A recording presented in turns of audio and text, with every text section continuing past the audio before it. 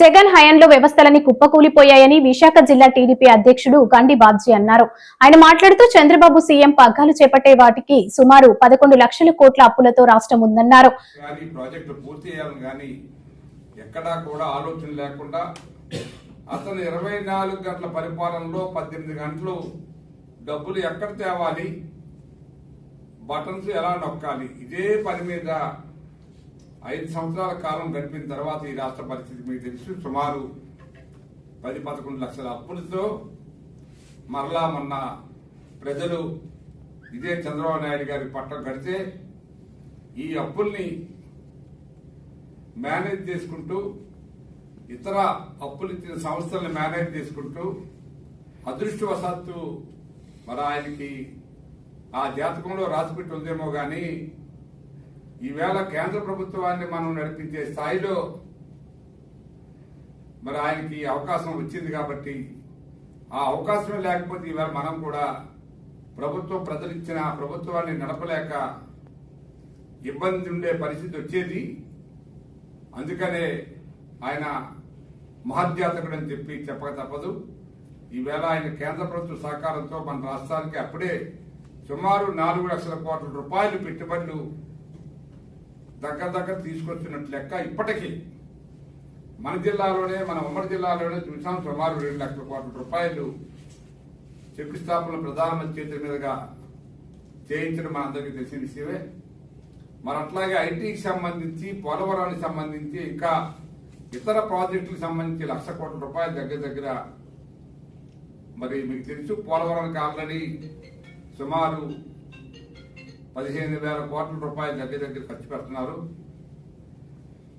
So అట్లాగే మన వైజాగ్కి సంబంధించి రైల్వే జోన్ కూడా సుమారు 150 కోట్ల రూపాయలతో మొదలు పెడుతున్నారు.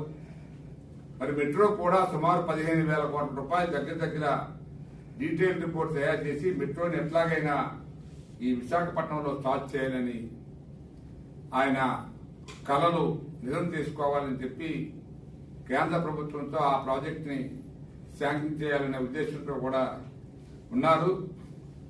ఇక విద్యుత్కు సంబంధించి మీకు తెలుసు, అందరు ముఖ్యమంత్రులు కలిసి సుమారు 5,000 మెగావాట్ల విద్యుత్ ఉత్పత్తి చేస్తే ఈ 47 సంవత్సరాల్లో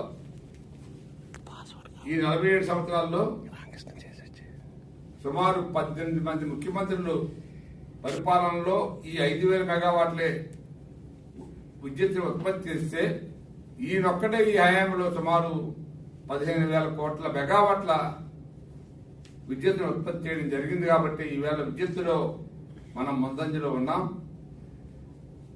మూర్ఖుడు ఏదైతే జగన్మోహన్ రెడ్డి 1924 మధ్యలో మన చంద్రబాబు నాయుడు గారు చేసుకున్న ఒప్పందాలను రద్దు చేయడం వల్లనే ఇంకా ఈ విద్యుత్ మీద మనకు పూర్తిగా నష్టాలు వస్తున్నాయి.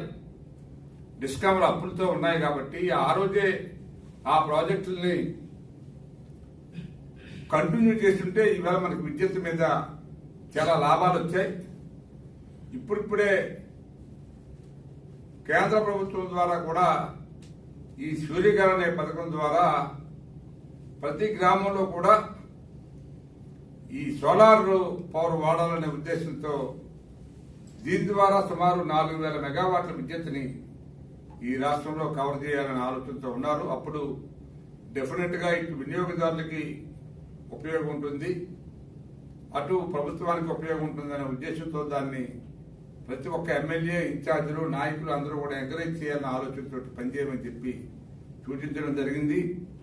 ఇట్లా మనం చెప్పుకుంటూ పోతే చాలా అంశాలు మరి ఆయన